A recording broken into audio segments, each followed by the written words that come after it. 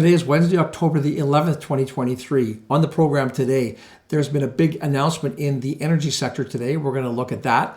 Also, Pepsi is out with a pretty good earnings report, and the IMF has a somewhat gloomy outlook on the global economy. I'll cover the highlights of that. X and Meta have 24 hours to respond to the European Union regulators over fake news. And finally, on today's program, the latest from the on-again, off-again auto strike. Let's get started with today's news.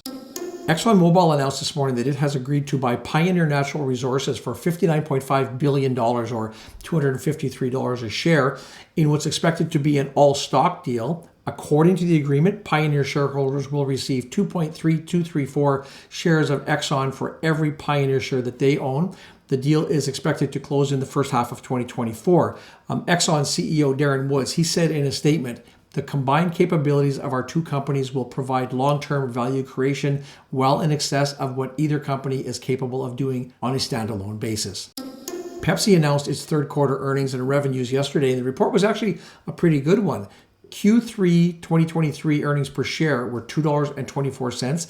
That compares with $1.95 in Q3 a year ago, so that's a 14.8% gain. Q3 net revenues of $23.45 billion is 6.7% more than the $21.97 billion announced a year ago. The company now has outperformed the consensus estimates for 4 consecutive quarters. One of the highlights of the report was in Latin America, where sales were up 21% year over year.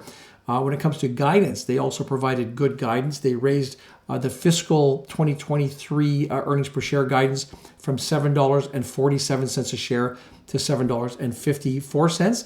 They also reaffirmed their fiscal 2023 organic revenue growth target of 10%. The International Monetary Fund released its October World Economic Outlook yesterday, and it calls for slower growth ahead, and it highlighted some of the potential problems that we're facing, or that the world is facing when it comes to its banking infrastructure. The report highlighted some of the issues the world economy is facing today, including the impact of higher interest rates. They talk about the invasion of Ukraine, the new conflict going on now between Israel and Hamas, and widening geopolitical rifts just in general terms. When it comes to global economies, the IMF is expecting global economic growth to slow to 3% this year and then further to 2.9% in 2024. And it cites the fact that the world has yet to really fully recover from the COVID-19 recession back in 2020. And now with a fallout in the Middle East, obviously oil prices are at risk. Under the baseline, it's about 5% of banks that are relatively weak in terms of their capital, and in severe stress, that number goes up to 30% or sometimes higher. The report itself didn't identify specific banks that they say would struggle under these economic circumstances, but they did say specifically that it did include both small and large lenders. When it comes to financial education, I think we can all agree that there is a massive gap in the education system. And when my boys went through school, they had virtually no formal training on how to manage their finances. And this is especially true when it comes to investing. So from time to time, I like to take a moment and just let those of you who are new to our channel to know that in addition to this YouTube channel, we have our Investing Academy. And this is where we have online training. Our programs are designed to take you through the whole investment process, from being a raw beginner right through to being a fully confident investor. So you can check out the Academy website for more information. I will put a link in the description of this video. Both X and Meta have come onto the fake news radar over in Europe, and on Tuesday, officials there warned X that with the outbreak of the war between Hamas and Israel, there appears to be a significant increase in the amount of misinformation, illegal content, etc., that is being posted to its social media platform. This morning, the regulators also issued the same warning to Meta, and in both cases, they've given the companies 24 hours to take action and comply with European law, which is known as the Digital Securities Act that came into effect back in August. Now, if the regulators conclude that violations have occurred, the companies could face literally billions of dollars in fines, and in fact, they could face penalties of up to 6% of their revenue. Since the outbreak of the conflict in the Middle East, everything from fake White House press releases, false news reports, and out-of-context videos from unrelated conflicts or even video games has appeared on the platform. Under the DSA, when officials highlight this questionable content, companies have to act swiftly and intervene. Now, in an example that was given, there is a fake video that has been posted which is designed to look like a BBC News report. The video itself it falsely claimed that Ukraine had smuggled weapons to Hamas, and the video is made to look like a real BBC News report. It includes the graphics, the fonts, etc., that are almost identical to what BBC uses in its own online video reports. In at least one case, this video was posted to the X platform. In response, X didn't remove the fake BBC videos, but it did put a label under it noting that it was what they call manipulated media. A spokesperson for the BBC posted on X on Tuesday that the video is 100% fake. The European Commission reminded all social media companies that they are legally required to prevent and spread harmful content related to Palestinian militant group Hamas, which is proscribed as a terrorist group in the EU.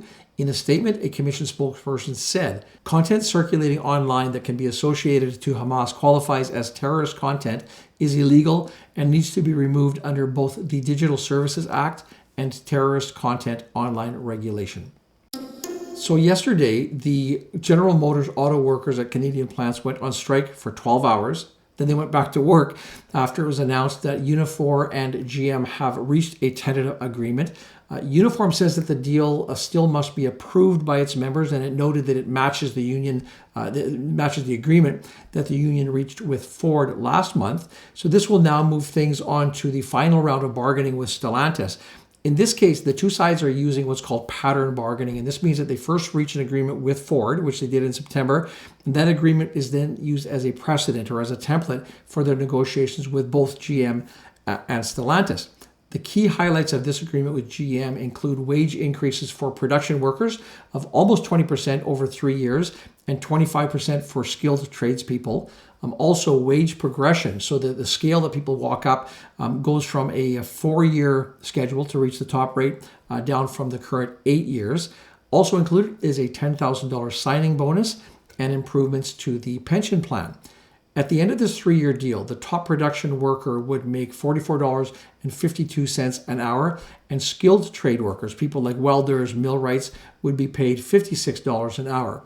Now, the deal with GM still needs to be ratified by the union members, and it's not lost on me that the Ford agreement, which was signed in September, was ratified by just 54% of its workers. So with this as a precedent, certainly the ratification of this new agreement is not going to be automatic. Now, adding to the auto industry strike problems, union workers at Mack Trucks went on strike yesterday after they actually rejected a tentative 5-year contract that they had reached with the company. This now results in 4,000 more unionized UAW workers heading to the picket lines. In total now, there are more than 30,000 members who are on strike across 22 states. Union President Shawn Fain said that 73% of the workers voted against the deal that had been reached back on October 1st. The deal included a 19% pay raise over the life of a contract and 10% upon ratification. But when you compare that with the negotiations and agreements with the big three automakers, the unions there have asked for a 36% pay raise over 4 years. Ford has offered 26%. Both GM and Stellantis are at 20%. Coming up later this week, tomorrow, Thursday, we have the U.S. CPI numbers for September being released. We also have earnings from Delta Airlines. We also have earnings from Walgreens. Then on Friday the 13th, we have the University of Michigan Consumer Sentiment Survey for October. And we have a whole bunch of bank earnings in the U.S. We have a Citigroup reporting, also Wells Fargo, JP Morgan Chase, BlackRock, and United Health Group will also release its earnings report on Friday. You can sign up for our Pulse newsletter. This is our weekly newsletter that I put out that summarizes the major investing and business stories of the week. You can find a link for that below this video. As always, I thank you for watching this video, and I look forward to seeing you next Monday.